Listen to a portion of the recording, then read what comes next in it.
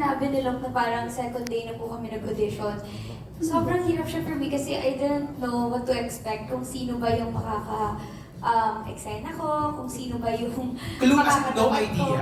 As in no idea You po. just knew that there's a go scene. Yes po. Okay. Actually, I didn't know na parang pagdating ko pala doon, gagawin pala siyang parang reality, na naka-coverage pala siya lahat. I didn't- Walang idea. Wala po. And actually, So parang sabi sa'yo, Criza, punta ka sa ABS, merong ganap. hindi naman po ganyan ka-casual, but parang the night before. The Ano night sabi? Ano before, sabi? Na Direct Lauren wanted you to be there. If pwede ka, punta ka tomorrow. Okay. And then, Did you ask, ano gagawin ko? Anong susuotin ko? And what am I supposed to do? may ganun po, pero sa akin po kasi medyo sanay na po ako na pinapapunta po ako sa ABS. And Yeah, parang Girl wala na po, Scout, parang eh. wala na po akong no questions asked pag si Direct Lauren yung Nasa. nagsabi na punta po kayo sa ABS. So, yun. Okay. And then, punta mo nga. And then ayun po, pagdating ko doon, Bulaga. I only had 15 minutes to memorize the script, dalawang script, the intense scene and then the kilig one. So yun din po yung mas challenging sa akin. Directs. To all three direct. Anything you can say about how Criza did sa audition? Eh, sabi niya, sa clip, nakita ko, sabi niya, hindi niya kalain na seryoso pala ito. Kala niya, simple batuhan lang. Very intense si Harvey noon at the time. So, gano'n naman sila eh. Pag nabigyan mo rin ng, importante yun, di ba, Harvey, na yung ka-draw out mo talaga na artista, may binibigay sa'yo. I think Criza was challenged because Harvey was giving something na naano rin siya, natigalgal din yung bata. So, in fairness naman, I knew she would deliver. When we asked her to go see, medyo in my head, bagay si Criza dun sa role, bagay siya kay Harvey. So medyo komportable na ako dun sa idea na yun.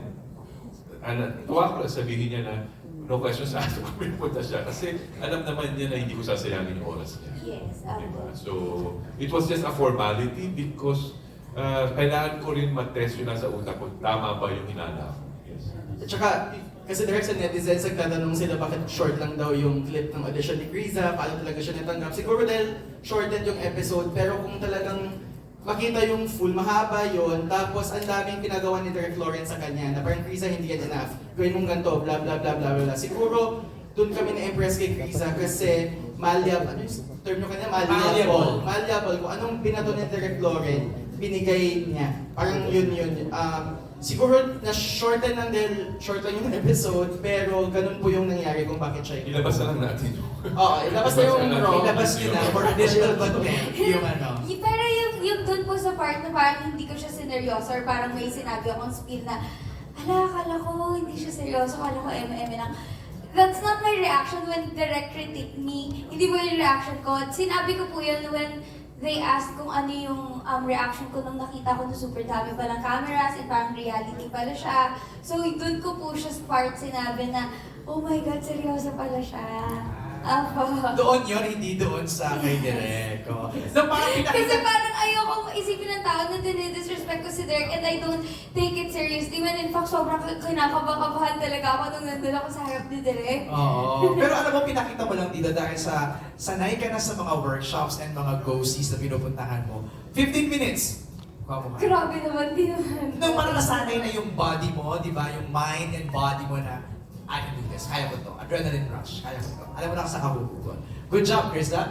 Harvey, ikaw naman. Unforgettable! Ako, unforgettable, siguro second day when I did the scene with Criza. Kasi I remember doing yung eksena na yun, yung feet pics na scene. I remember doing it with Crystal, with Zabel, and I think with Erica. Tapos parang, okay, nagawa ko yung eksena with a couple of people. Tapos, the second day of the auditions come, tapos pasok si Criza. Then we did the scene, tapos yun nga, parang sinabi nga po ni Direk. Nagugulat ako sa mga choices ni Criza while doing the scene. Parang parang naiintindihan ko na rin na yung character kasi ni Hope is parang this fierce survivor kasi si Hope eh. Tapos nabigay ni Criza yung characteristic na yun. Nabigay mo yung characteristic na yun. And parang doon ako na parang, okay, so ito yung ginagawa niya, okay. dadalhin ko dito, tapos dadalhin mo doon, tapos wala lang, parang madali mag-bounce off of Criza. Unforgettable yun sa akin kasi it felt parang, yeah, yun na yun. Yun na si Hope, yeah. It felt that it was right. Yeah. Kasi tama yung bitaw, the scene felt right. The scene finally felt right. Okay. Chad, okay ka na doon, Chad? Okay, salamat. Ang hirap kasi, di ba, syempre parang meron nang naset na standard dun. So, parang pag nakikita kami ng tao sa light na the next Jadine, the next Kathniel, sobrang ang sarap lang puso-puso nun. Well, sa akin naman po, 5 years na po ako since pumasok sa PBB. And parang ever since I've been very independent when it comes to my career, I feel like nakapag-explore na rin naman po ako when it comes to characters kagaya ni Nai, and like you saw the characters na naganapan ko na po. And I think this time, parang ready naman na po ako to explore new things, to explore, ayun nga po, love team or pair, partnership, ganyan. And I don't mind doing it with Harvey kasi super galing ni Harvey and very gentleman. Hindi lang kayong chemistry dalawa. Thank you po. How about Harvey? Exactly the same as Criza. Ako, I think, ako naman ang down to do anything naman eh. Yun nga, parang this is new. For me kasi personally, this is new having a partner like this. Na, yun nga, after Existing Worst, we still have deadline to do. And exciting siya sa akin kasi yun nga, like I said, bago siya. So, ako go with the flow lang naman ako eh. Wherever this pairing goes naman, I'm down. Game ako. Maybe we asked sila direct. We break ano. we were actually servicing the story. The process really is inuna namin yung kwento. So naghanap kami ng babagay dun sa kwento. And I'll be happy if the two of them will flourish to do more projects together. Kasi to be honest, nakita ko naman na may potential yung dalawa. Diba? If they become recognized as a good love team, I'll be happy with that. But individually, they're strong. I mean, they can do projects individually and they'll still bloom as artists because naniniwala ako sa kakayahan nila pareho. Yung next question ko, It's more a depiction of reality. You'll be surprised. Actually, ako, surprised din ako sa kwento. But the stories that we, how do you say it, yung nilabas namin na kwento dito, yung talagang kwento ng henerasyon ngayon. And let's not judge it as ganyan na ba talaga sila ngayon. There's really a rich story behind and motivation behind what they do. Actually, ang motivation naman is love. Kaya na-GL siya at Kissing, hindi naman siya to be sensational. Love ang motivation, even dun sa kay Kokoy and Kokoy's character. So it's not for the sake lang of being controversial and having kissing scenes. Talagang gusto namin medyo mas realistic. Yung approach talaga for Zoomers, more realistic of the issues of the generation. At that time, di ba, bantaming ilog, di ba? There was teen pregnancy, whatever. Those were issues at the time. Ito naman yung, let's have a look at how, paano ba mag-isip? Ano ba yung concerns kayo ng mga kabataan post-pandemic? Fala. Ganda ng patuhan ng dalawa. Mabilis yung pick up. For Luke naman, actually si Luke yung pinaka-challenging sa lahat ng art cast kasi kung yung iba parang sort of merong ang laki ng similarity sa personal life nila and character nila, Luke is playing against style, hindi beginner. Because he's not Kokoy in real life.